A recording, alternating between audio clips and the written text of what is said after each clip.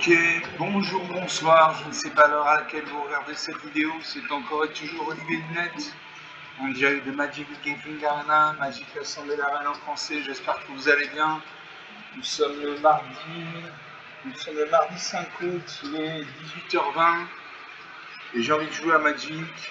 Je vous ai pas laissé de vidéo depuis avant-hier, donc je me sens un peu... je me sens pas tenu de le faire, mais bon, pour moi c'est important de vous donner du contenu tous les jours. Voilà, pour quand vous rentrez du boulot, de la fac, de je ne sais où, voilà, si vous voulez décompresser un moment, oublier des ennuis. C'est pour ça que je fais cette chaîne, pour partager ma passion pour ce jeu et pour vous faire passer un bon moment. Voilà, mon but c'est ça, vous faire passer un bon moment, oublier les soucis, voilà. Donc on va jouer.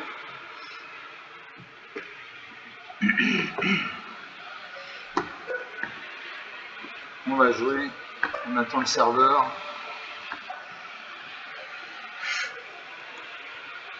Voilà. Donc j'ai joué toujours avec mon deck pirate en intemporel. Donc intemporel, ça veut dire que c'est un format qui accepte toutes les cartes depuis le début de Magic. Voilà, quand son nom l'indique, c'est intemporel. Je peux vous montrer mon deck, enfin on va survoler mon deck. Donc c'est un deck à 5 couleurs. Il y a 5 couleurs dans Magic, il y a le blanc, le noir, le vert, le bleu, le rouge, chacune a ses caractéristiques. Le blanc, vous gagnez des points de vie. Le rouge, c'est agressif. Le noir, c'est la couleur de la mort ou de la destruction, etc. etc. Donc j'ai 250 cartes.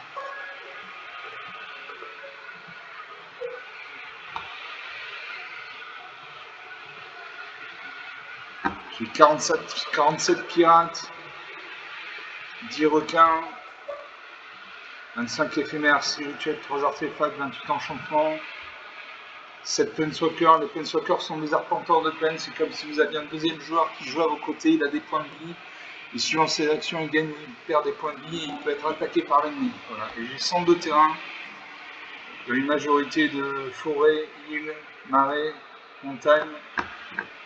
Voilà, la courbe de mana est assez équilibrée.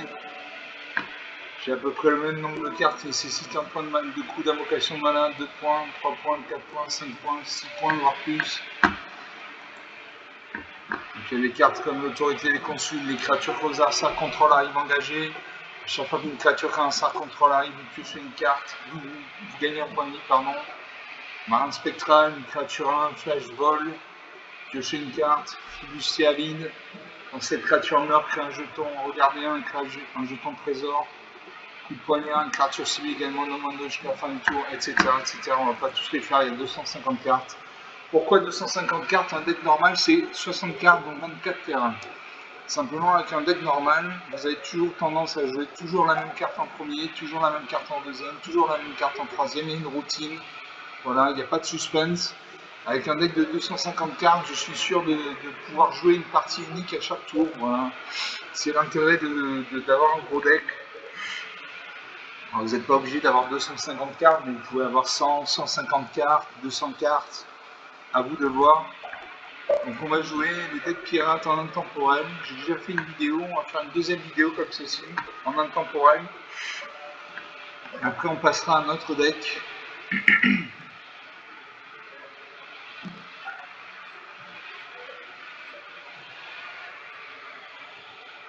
On attend.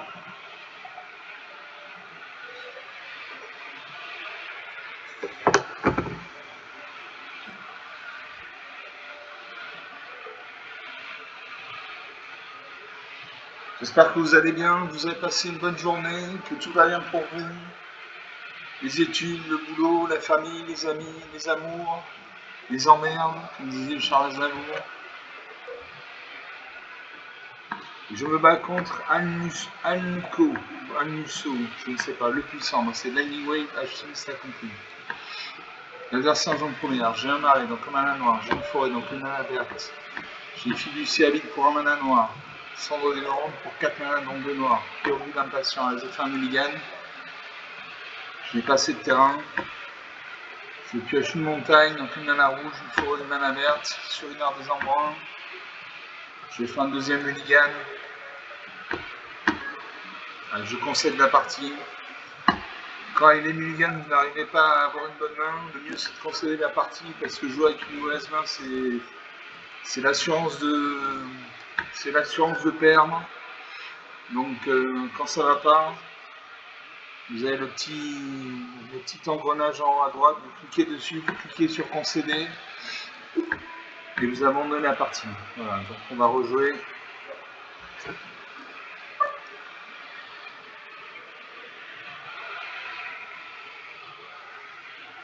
Je me bats contre Chaos Disciple, le disciple du chaos.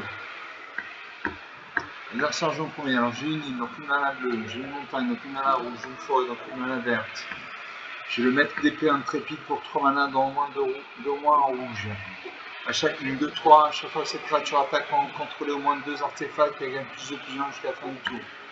Pour 3 mana dans au moins en rouge, j'ai Pirate Pillard, une 3-2. Quand cette créature a créé un jeton trésor. Pour 5 mana dans au moins en rouge, j'ai Dame de Narset. Le Dame de Narset inflige 5 blessures à une créature ciblée. Ajoutez un mana bleu, un mana rouge et un mana blanc. Si cette créature devait mourir ce tour-ci, exilée à sa place. Pour 5 mana dans au moins un noir, un blanc, un rouge, pardon, j'ai les canonniers tête de tonnerre, une 4-5 portée. Portée, ça veut dire qu'elle peut se battre contre les créatures qui ont le vol. Défaussez-vous d'une carte, piochez une carte, nativite, lorsque vous pourrez lancer un rituel qu'une seule fois par tour. Je garde ces cartes. Je salue mon adversaire, le disciple du chaos. Je crois que c'est à lui de jouer en premier, il me semble.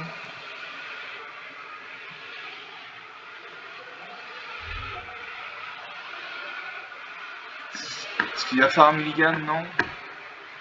Pioche un terrain engagé.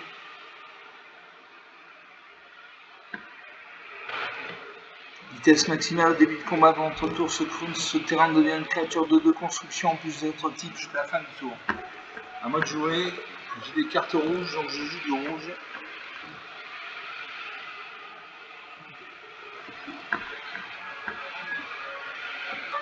Alors ça représente terrain engagé, bicolore rouge-blanc, donc il a un deck minimum bicolore rouge-blanc, il gagne un point de vie.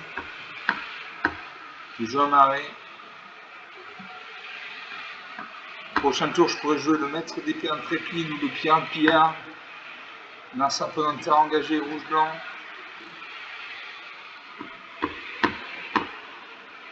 Non. Chicané en montée, une deuxième chicane en montée. Il invoque un défenseur. Un défenseur, c'est une créature qui a 0 de points de vie en force et X points de vie en endurance. Dans le cas, il a 0 en force et 4 d'endurance. Je vais poser une forêt. Je passe. À moi de jouer. Je pose une forêt. Je peux jouer le maître d'épée intrépide ou le pirate pillard. Maître d'épée intrépide, une 2-3. Le pirate pillard, une 3-2. Quand cette créature arrive, crée un jeton trésor. Et je joue ça. Je crée un jeton trésor. Sacrifiez ce jeton, ajoutez une main à la couleur de votre choix.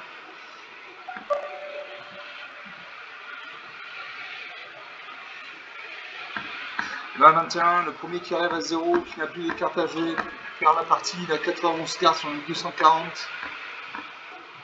Il pose un terrain bicolore blanc-bleu. Donc il a un deck tricolore rouge, blanc, bleu. Il a gagné un point de vie, 20 à 22. À moi de jouer. Je pose une île.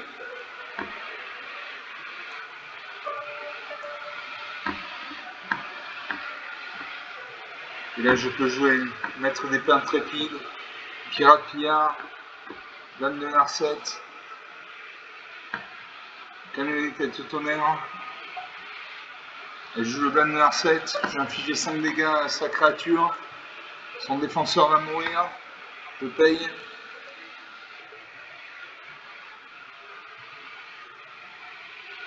Voilà, il n'a plus de défenseur sur le champ de bataille. J'invoque un deuxième pirate pillard, 3-2. Je crée un jeton trésor. Suivant. J'attaque les maîtres 3-2 active. Je lui fais 3 points de dégâts, 20 à 19.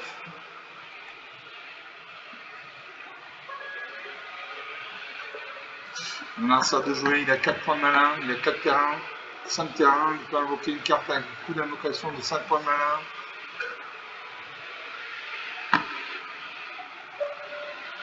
Donc il a un deck quadricolore, rouge, blanc, bleu, noir. Il invoque l'épée forgée d'étoiles. Quand cet équipement arrive, si le cadeau a été promis, attachez cet équipement à une créature cible contrôlée. La créature équipée gagne +3/+3 à nouveau, équipement 3 points de mana.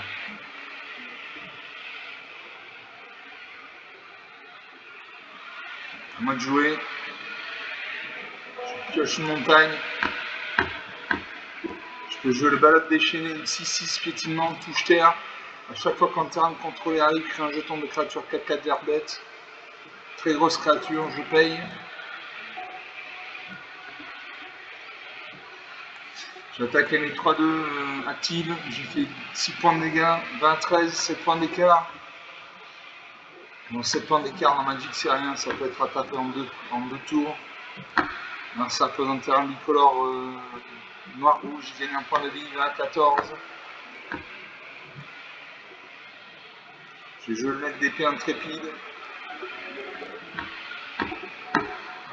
Suivant, j'attaque avec mes 3 créatures, j'ai fait 12 points de dégâts. 20-2, 18 points d'écart, ça va être difficile pour lui de revenir. Il n'a aucune créature sur le champ de bataille. Il concède la partie. Très bien. Donc j'ai eu suffisamment de mana, suffisamment de terrain pour invoquer mes créatures. Voilà, ça c'est. J'avais une belle main. Donc une partie jouée, une partie gagnée. 12 minutes de jeu depuis le début de cette vidéo.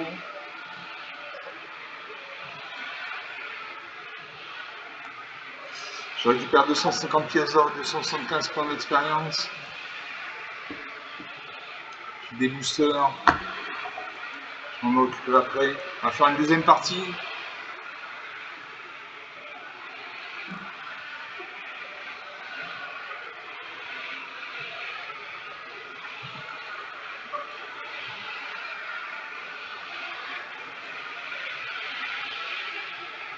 Je me bats contre Rook. C'est Lightning Wave, Alchimiste accompli. L'adversaire j'en pouvais. Alors j'ai une plaine, donc une mana blanche, j'ai une forêt, donc une mana verte. J'ai Ré Céleste Fineuse pour 2 mana dans le moins bleu. Ouvrir le chaudron pour 3 mana dans le moins. Ah, il concède la partie. Alors, ça concède la partie, très bien. Donc 2 parties jouées, 2 parties gagnées. Par forfait mais gagné. Donc on va faire une troisième partie. Je récupère 100 pièces d'or, 275 points d'expérience. Troisième partie.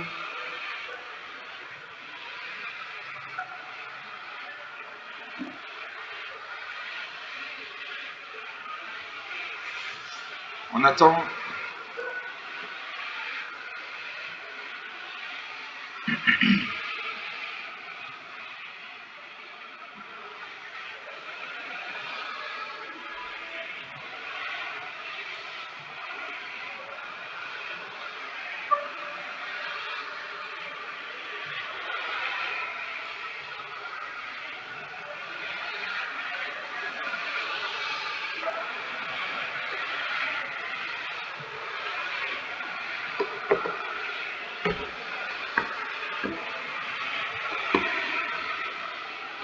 On attend. On attend Godot. C'est une pièce de Samuel Beckett en attendant Godot. Qu'est-ce que je vous recommande? Je joue contre Cold F. Blooded. Un sanguin. L'adversaire j'en premier. Alors j'ai une île, donc une mana bleue. J'ai une montagne, une mana rouge.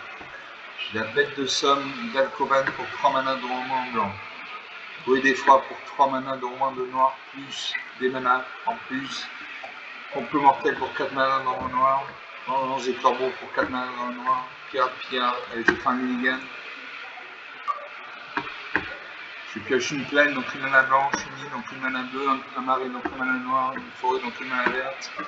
Bête des sommes d'Alcoban pour 3 mana dans le blanc, un mur 0-4, vigilance, mobilisation 3. Mobilisation 3, à chaque fois que cette créature attaque, crée 3 jetons de créature 1 en rouge guerrier, engagé attaquant, sacrifiez-les au début de la prochaine étape de fin. Pour 3 mana dans moi en bleu, j'ai le capitaine Dunbar, une 2-3.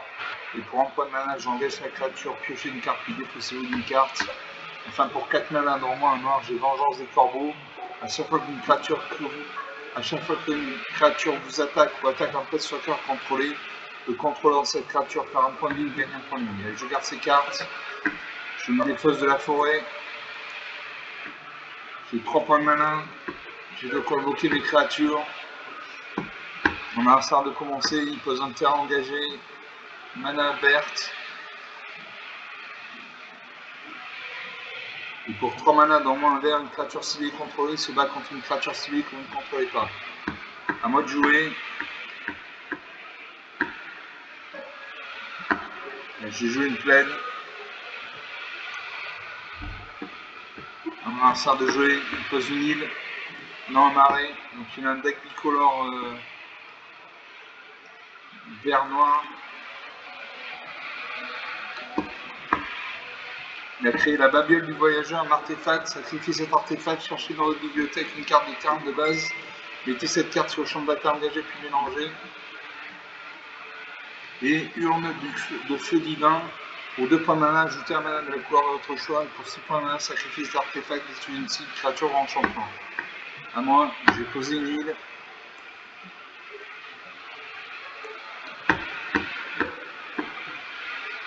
À mon adversaire de jouer. Un partout. Il a 198 cartes, j'en ai 242. Il invoque l'autorité des consuls. Les créatures quand ça contrôle arrivent engagées.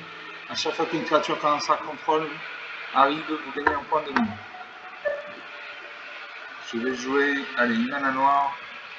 Je peux jouer la bête de Summer de Somme d'Alcovan. Le capitaine Dunbar, une 2-2. Le voleur à voile volante, une 2-3. Vol parade.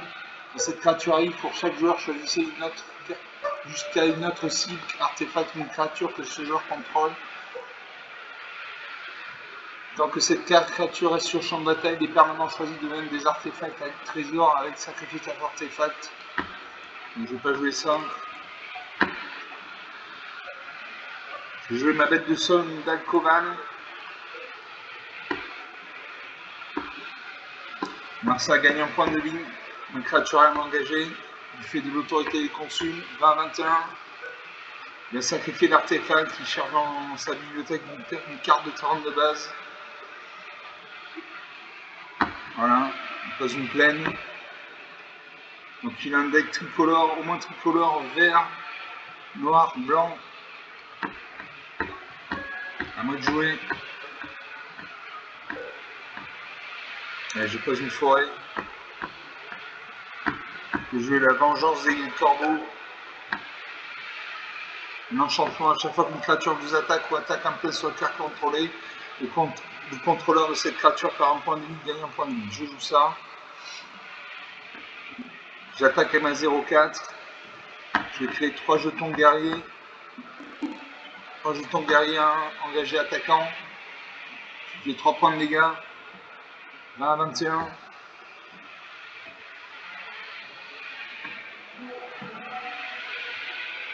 On a un sort de jeu, il invoque le serment de Gideon. Quand le serment de Gideon arrive, crée 2 jetons de créature, un blanche, corps et allié. Chaque planeswalker contrôlé arrive avec un marqueur loyauté supplémentaire sur lui. Suivant, je pose une île. Je joue le capitaine Dunbar. Une 2-3. Elle arrive engagée, mon adversaire gagne un point de vie de 20-22. J'attaque avec un 0-4. Je crée 3 jetons de guerrier 1. Mon adversaire gagne 3 points de vie. Il bloque. 20-24. Faudrait que j'ai une carte pour détruire son enchantement autorité des consuls. Il invoque le monument solitaire. Quand cet artefact arrive, cherchez dans votre bibliothèque une carte de marée, de forêt ou d'île de base, révélez-la, mettez-la dans votre main puis mélangez. Et pour d'autres malins, sacrifice artefact, créez 2 jetons de créature de 2 morts zombies habitent. Moi je pose une île. Alors, Cette créature arrive pour chaque joueur, choisissez jusqu'à un autre signe d'artefact ou créature que ce joueur contrôle. Donc cette créature reste sur le champ de bataille, les permanents choisis deviennent des artefacts trésors. Il a créé une 2-3 spécialisation. Choisissez une couleur, défaussez-vous d'une carte de cette couleur ou d'un type de terrain de base associé. Cette créature se spécialise perpétuellement dans cette couleur. J'ai joué le voleur à voile volante.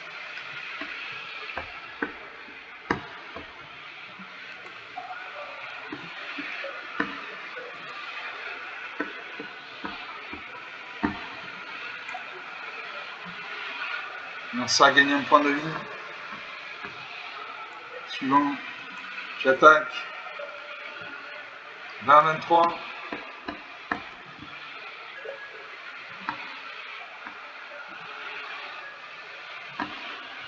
Mon lanceur de jeu, il réfléchit.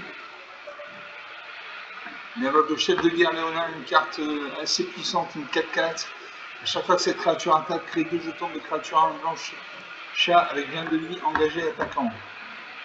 Moi, je peux jouer le dépassement impitoyable. Détruisez une cible, créature au véhicule. Son contrôleur par 2 points de vie. Je détruis son chef de guerre Léonin. Je peux jouer rayon du jugement.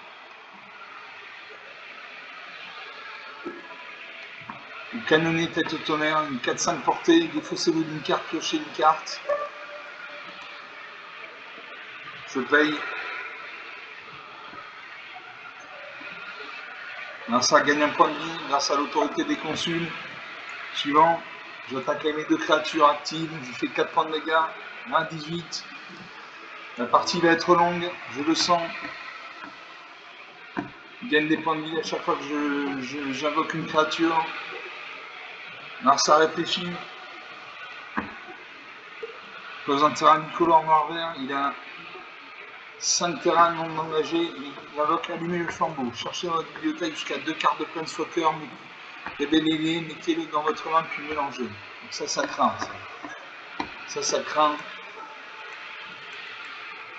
Il y a les Anjali, Ninebranlan et Ashiok. Ça va faire très mal. Je pose une montagne, je peux jouer le rayon du jugement. J'attaque avec mes 3 créatures. Je fais 9 points de dégâts. 20-11, 9 points d'écart.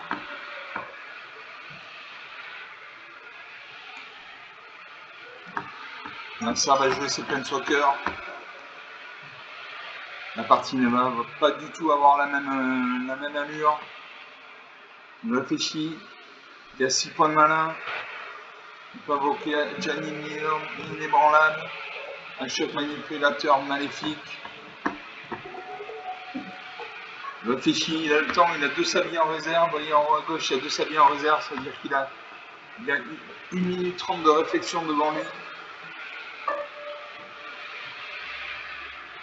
Un premier sablier se met en route.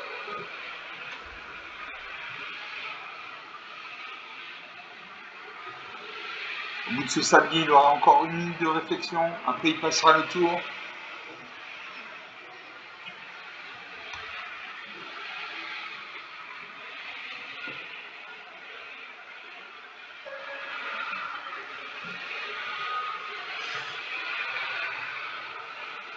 Il utilise son premier sablier de réserve.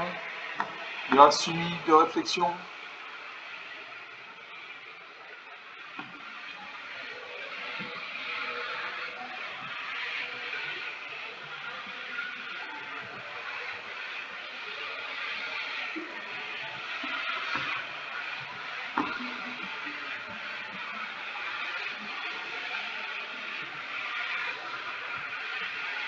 Encore 30 secondes de réflexion.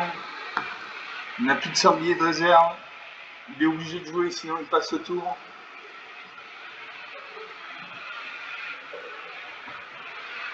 Il y a le dragon noir qui nous regarde. Il va passer le tour.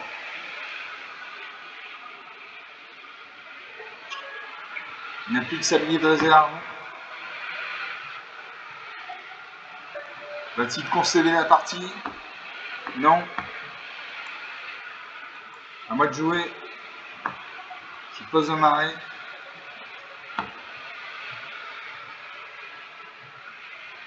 Suivant. Là, ça réfléchit. Normalement, c'est encore à moi de jouer.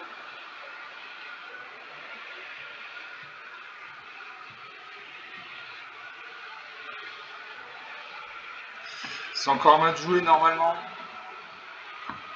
Il n'y a pas eu de phase d'attaque.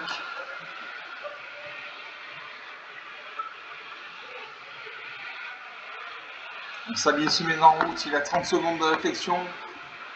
Voilà, j'attaque avec tout. Je lui fais 8 points de dégâts. Suivant.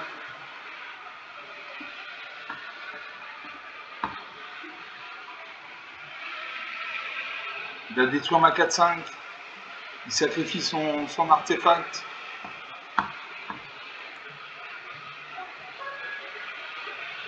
Suivant.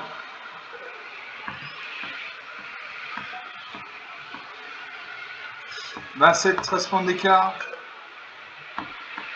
Ça veut rien dire, 13 points d'écart. Voilà, il peut jouer ses Planeswalkers. Si je joue ses Planeswalkers, je meurs. Voilà, il invoque le choc, manipulateur maléfique. 5 points de vie. Si vous devez payer des points de vie, alors que votre bibliothèque obtient au moins autant de cartes exilées, autant de cartes de dessus de votre bibliothèque à la place.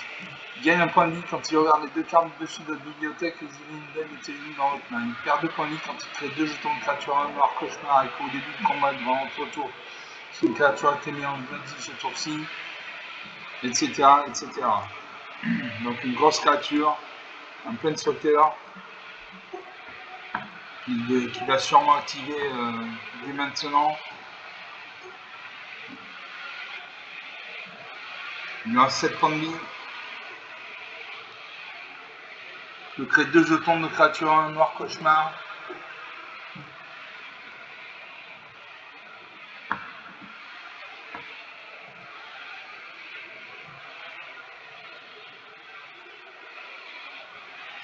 Il réfléchit, il prend son temps.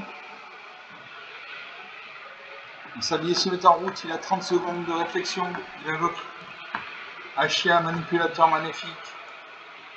Il crée 2 jetons.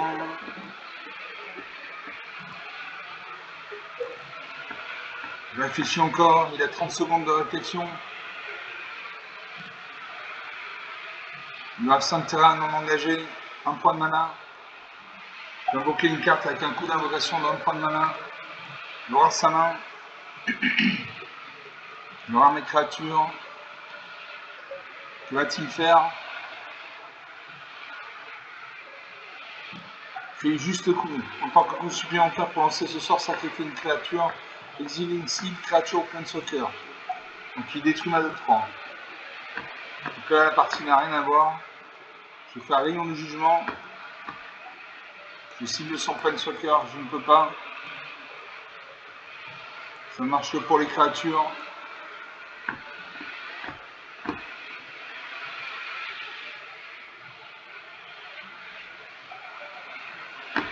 Allez, on passe.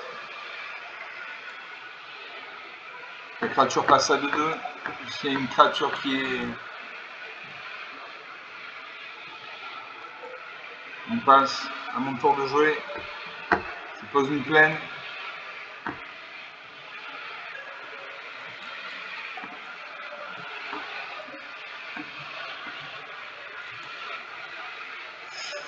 J'attaque à mettre 2-3.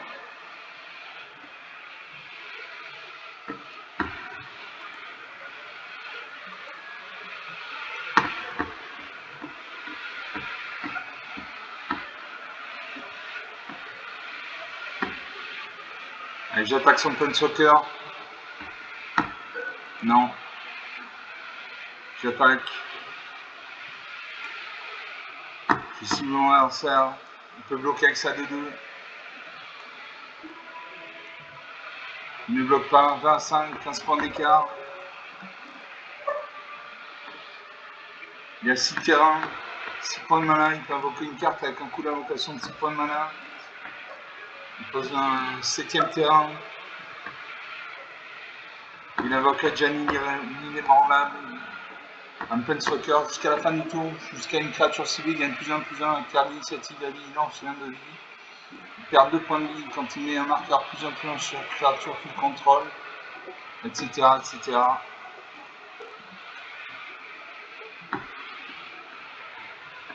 Donc ça va faire mal là. Je pense que les 15 points d'écart vont être rattrapés très rapidement.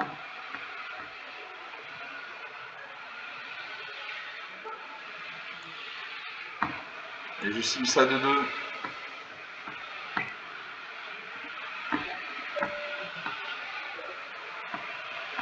Regardez les 2 cartes dessus de sa bibliothèque, il en exile une, il en met l'autre dans sa main.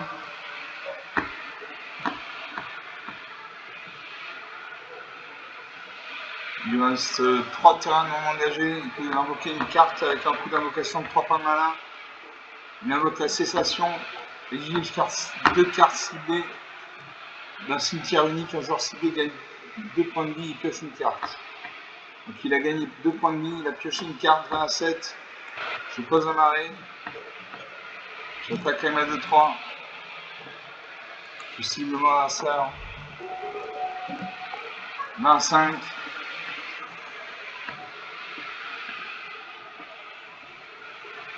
C'est une longue partie, très intéressante. Il invoque le géant juré aux elfes.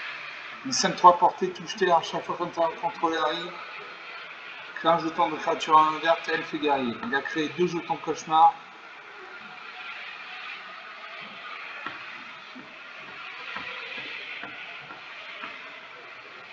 Il reste encore de la mana.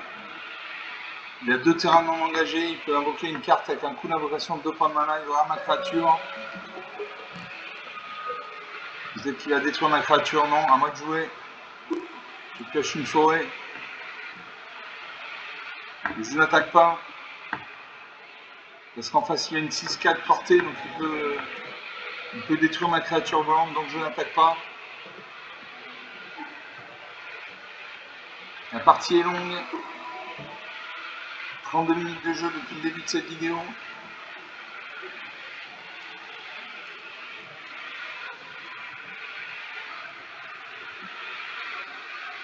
Mars a réfléchi. Il pose une plaine. Comme il pose une plaine, il crée un jeton F et guerrier 1. Il invoque Elspeth, tueuse et tempête. Voilà, donc il y a 3 Planeswalkers. Il met un marqueur +1/+1 sur chacune de ces créatures.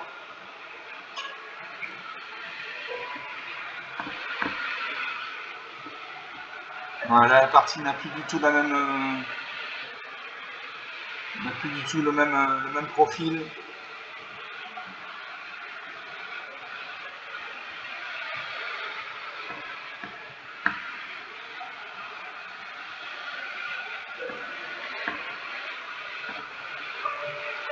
Je me faire 8 et 8, 16 points de dégâts.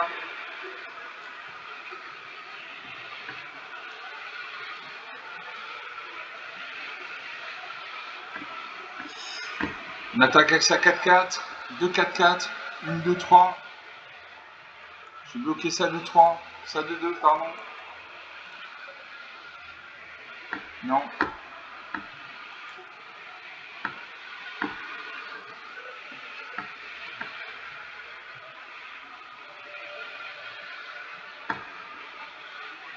Je ne bloque pas. Je prends 4 points de dégâts. Il y a le contact mortel. Toutes ces créatures le volent. Le contact mortel. 17 à 4. Là, je peux jouer saisir à l'opportunité. Exiler 2 cartes dessus de votre bibliothèque jusqu'à la fin de votre prochain tour. Vous pouvez jouer ces cartes. Cibler jusqu'à 2 créatures. Chacune d'elles gagne +2, +1 jusqu'à la fin du tour. Et je joue ça. Je vais exiler les 2 cartes dessus de la bibliothèque. Je peux les jouer jusqu'à la fin du prochain tour. Je pioche le leader à gros aileron. Une 3-2 quand cette créature arrive en une créature ciblée qui a un sac contrôle en 1 de son propriétaire. Quand il y a une tête tonnerre, une 4-5 portée, défausser une carte, piocher une carte. Elle joue le leader à gros aileron. J'ai envoyé dans la main de son propriétaire son géant juré aux elfes.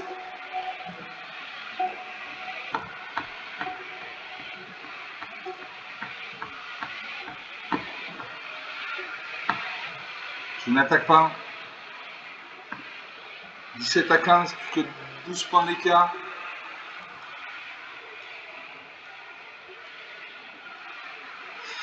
Il invoque un 4ème Base Walker. Donc là, la partie va être totalement différente. Il invoque. Il crée des créatures. Il booste ses créatures. Et je vais mourir.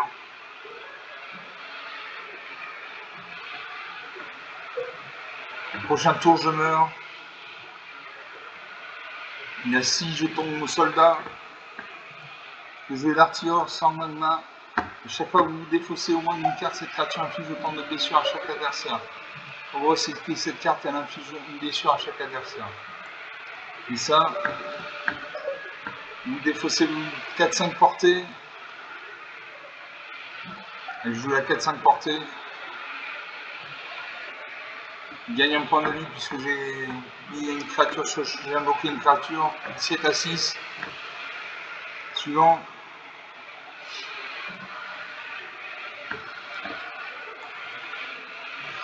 Je n'attaque pas. Je vais l'artiller en magma, sans magma.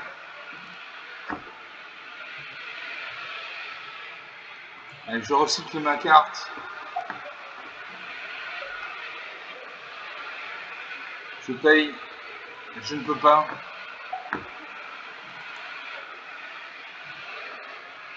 Je termine le tour. Et là, je vais mourir.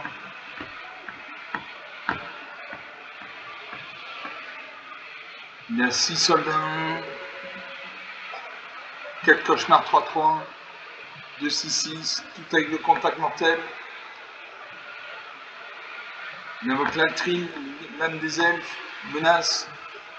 À chaque fois que la trille inflige des blessures de combat à un joueur, crée autant de créatures 1 verte guerrier. Engagez 10 elfes, dégagez, contrôlez chaque adversaire, perd du point de vie, vous gagnez du point de vie. Il a réinvoqué le géant juré aux elfes, une 5-3 portée.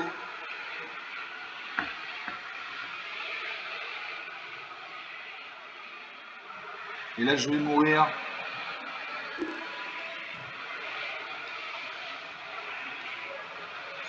Voilà. Il devrait attaquer.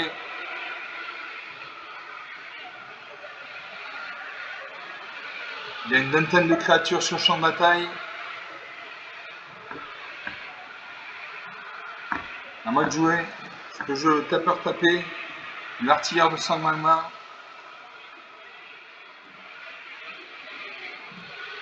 Et je joue l'artilleur de sang magma, je la recycle. Je fais un point de dégâts à mon adversaire. 17 à 5. Je pose une plaine.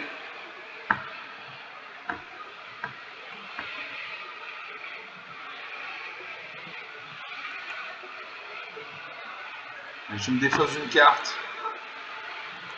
Je pioche une autre carte. Je pioche mettre d'épée intrépide.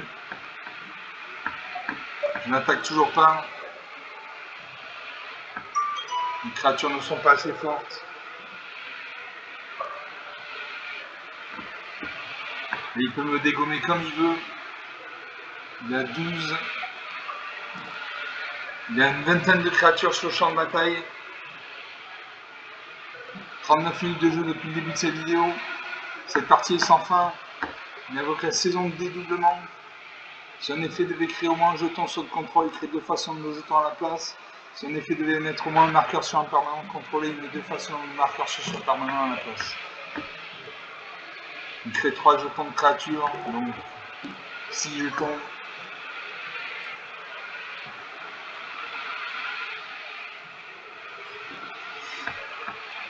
Et là, je vais mourir. Je vais concéder la partie. Je n'ai aucune chance de gagner. On a 12-5-5 volantes. 6-5-5 volantes. 6-6-6 volantes. 4-5-5 volantes. Je détruis une de mes créatures. Je peux mettre des pains trépides de 3. À chaque fois cette créature attaque en contrôle au moins 2 artefacts, elle gagne plus de plus 1 jusqu'à la fin du tour. Elle est perdue pour perdue. Elle gagne un point de vie. J'attaque avec tout. Je cible mon adversaire. Il devrait bloquer.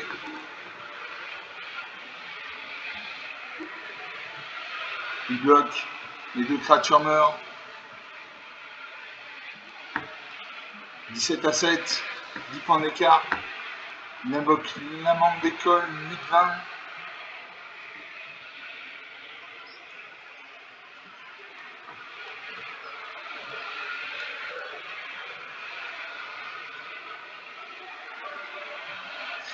Je vais canceller la partie s'il n'attaque pas.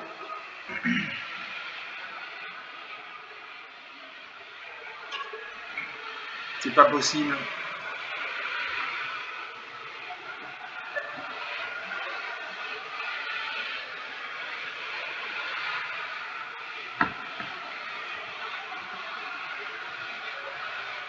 Il y a une trentaine de créatures.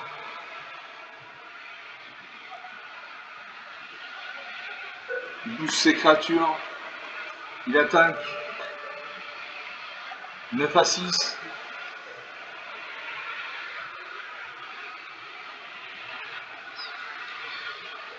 Il y a une soixantaine de créatures sur le champ de bataille. J'attaque.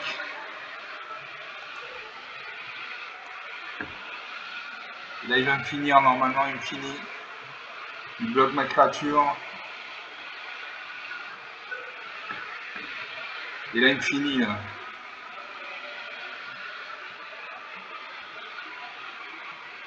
Il y a une soixantaine de créatures sur le champ de bataille.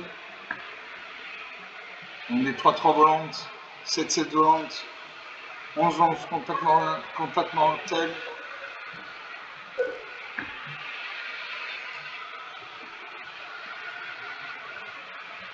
Il va chercher à nouveau dans sa bibliothèque de cartes de Planeswalker. Ça, c'est une très grosse carte, c'est allumer le flambeau. J'ai marqué ça.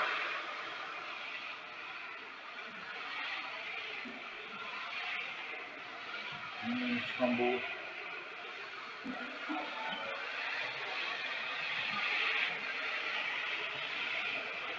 Et voilà, je meurs. 16 à moins. Rien à dire.